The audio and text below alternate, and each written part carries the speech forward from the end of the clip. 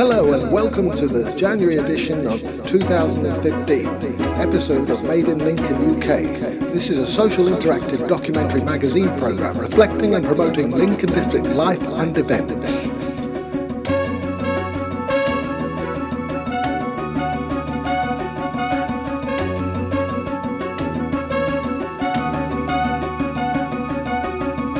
On this edition I'll be presenting some of the clips from the archive that I've collected over the years. But we begin with Lincoln Christmas Market. The Lincoln Christmas Market, which began in 1997, is the biggest annual crowd-pulling event for Lincoln. Over the years it has only been cancelled once when we had that period of 6 weeks snow and cold spell a few years ago. For the shops, pubs and restaurants at the top of the hill, it must be a bonanza. Apparently the Lincoln City Council, who organise the Christmas market, don't make a profit out of it after all the money raised by selling the stalls. And while I was there, I heard over the tannoy the council were thanking two sponsors who helped to cover the costs. One of them was a stagecoach, the other I didn't manage to catch because of the din and the noise. Nevertheless, it's a great day out for families and the children from all over the country and abroad. Years ago when I lived in London, I was on the tube and I was astonished to see a little poster advertising the Lincoln Christmas Market. Well, it gets everywhere, doesn't it?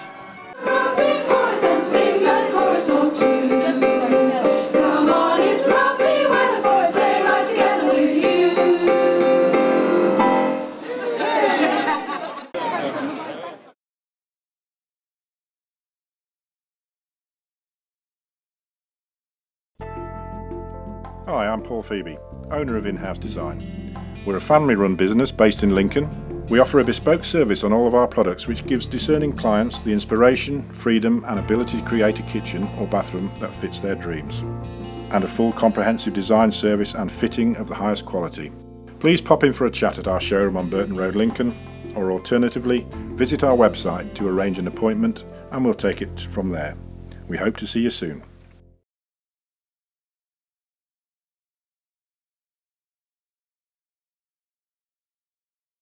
One morning I thought I'd pop into the gallery at St. Martin's and meet up with Phil Bowman, a friend of mine. Hello, my name's Phil Bowman. I run Gallery at St. Martin's. This is our Christmas exhibition called Melchior, after one of the three wise men, and hopefully it's a golden experience. These two are taken from painting trips to Turkey. This is a little boat yard in a place called Salimi, where they build these beautiful boats, not quite the big gullet boats, but more fishing boats. And this is titled Wasp Island. As you get back towards Marmaris, lots of bees and wasps, lots of good Turkish honey, and hopefully it's captured the vibrancy and the colours of that part of the world. Hello, my name's Simon Buttery and I'm currently exhibiting here in the Christmas exhibition in the Gallery at St. Martin's, and this is some of my pieces of work here. Largely based on architectural stuff because that's my background really, that's what I did before. I'm new to it and I'm just sort of trying it out really and seeing how it goes. And, what better way to start? Okay, so this one here was inspired by some photographs of old Lincoln that I've got, lots of books that I picked up due to general interest. And this was actually part of the bins shop that it is now, but it's covered up in horrible cladding nowadays, but it was influenced by this part here is the buildings which I think are still behind there actually, but maybe they'll unveil it one day, but that was the inspiration. It's not exactly the same, but it's along those lines. Was inspired by, again, old pictures of Lincoln. Not all of it, it's only influenced generally on that side, but I think it's Mucklow and Hardy opticians or chemist or something like that now. But this is the old buildings that was there before, and it was a kind of a restaurant and whatever upstairs, or an eating house back in the day. But a pretty ramshackle old building that eventually got demolished, but I quite like the shape of that side. Was inspired by one of my trips around the country. I tend to wherever I go, take photos of buildings that I find interesting, really. And this is from an area over near Bath where a lot of period dramas and things are filmed over there, and the village is pretty much all National Trust, really, and so it's not an exact copy, but that's where the inspiration came from, and I kind of like the building, and then I tagged the tea shop on the other side and called it the Royal Oak just because I fancied doing that, really, but that's where the inspiration came from.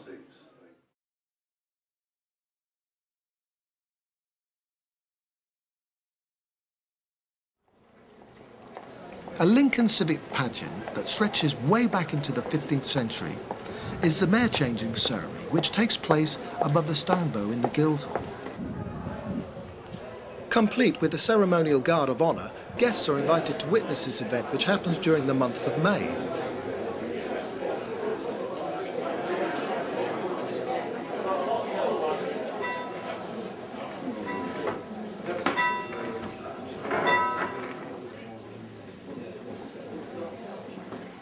Members of the Council, ladies and gentlemen, please be upstanding to receive the right worshipful of the Mayor. A brass ornate mace, symbol of the Crown's authority, is processionally brought into the Council chamber, followed by the incumbent Mayor, the Chief Executive and the Sheriff. When the mace is placed in front of the Assembly, the meeting begins. Now the first item on the agenda, which is the election of Councillor Donald James Snapster as Mayor. I call upon Councillor Ball. Then continued his education at Swansea University, where when he told me go on, I'm just wondering whose garden he does.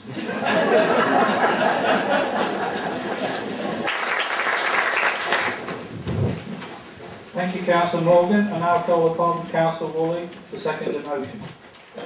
And has an impressive ability for sound and good judgment. And I have no hesitation, only delight in seconding the nomination.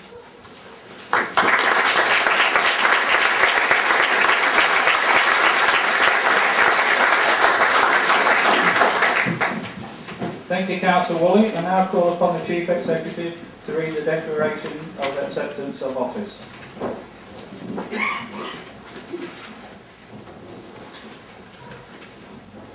You, Donald James Lannister, having been elected to the office of Mayor, hereby declare that you take the said office upon yourself and will duly and faithfully fulfil the duties thereof according to the best of your judgment and ability.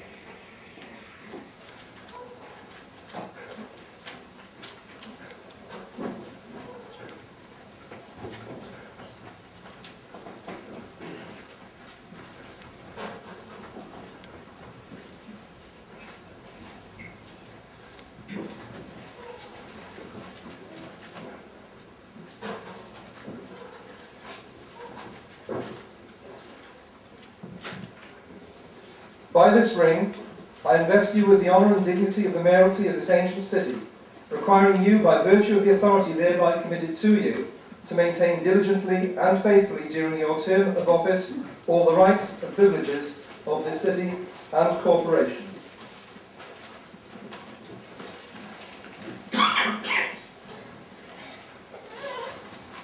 In further confirmation of your authority, I deliver into your hand this staff of office. Members of the Council, pray to stand.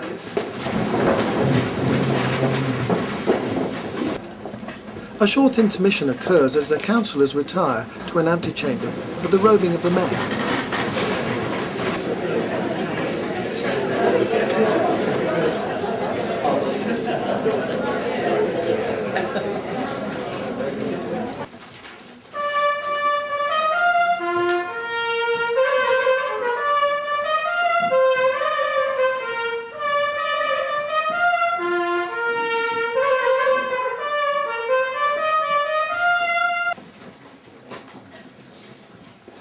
You shall well and truly serve our sovereign lady Queen Elizabeth II in the office of Mayor of this city and precincts of the same, and truly maintain in right as well the poor and rich. You shall truly maintain all the liberties, customs and privileges of this city, and all other things which belong to the office of Mayor of this city you shall truly do and perform according to the best of your skill and understanding. So help you God. So help me God.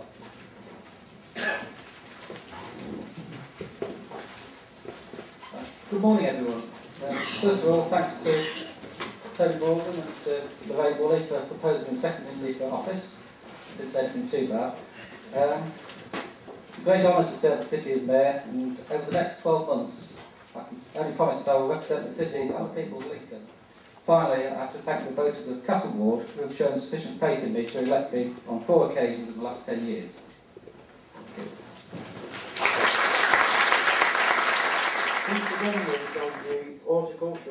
The appointment of Mr Peter Robinson as Sheriff is moved by Councillor Jackson and is seconded by Councillor Robinson. Seconding Peter as the Sheriff. I wondered whether to actually do it in a traditional way of tic-tacking, but I don't think many of the public will understand it. Peter has spent 40 years in local authority. Most of that time was before some bright sparks in Westminster thought about competitive tendering. Another short intermission for the robing of the new Sheriff.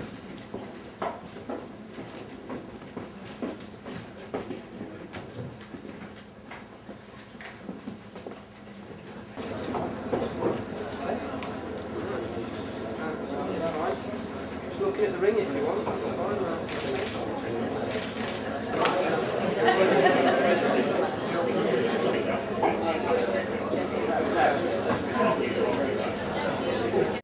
Mr. Mayor, members of the council, previous standing, the city sheriff.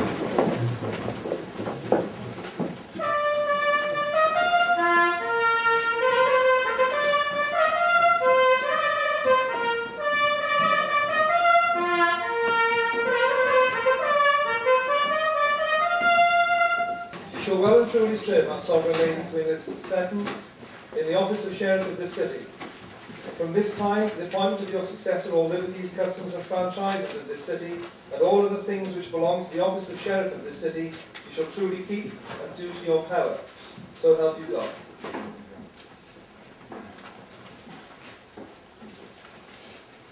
Mr. Mayor, and council, distinguished guests, I never felt that after 2 years of early retirement I would be standing in front of such a distinguished people and group of people who act as the Sheriff of Lincoln, and I'm extremely honoured for that. Well, he said you can talk to people, he said you can listen to people, and he said more importantly, you've got time to put into the job.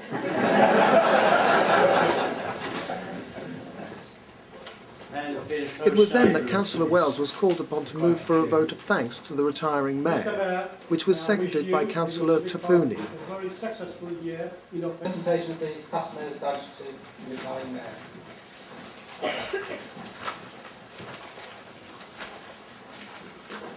After a presentation of badges commemorating his year in office, Councillor Hewson gave his reply. I was only saying to the dog last night as I fed the dog. He said, the last time, dogs, you're going to be fed by the real quick. That's unless Donald wants to come up and feed the dog.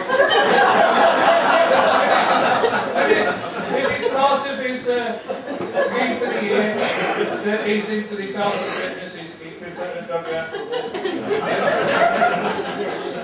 But joking apart, I remember the first function we retailer lamp and a joke as well. And I know we've had jokes about making particularly joke badly like in that, but memories you can never take away from me. Thanks very much for the opportunity.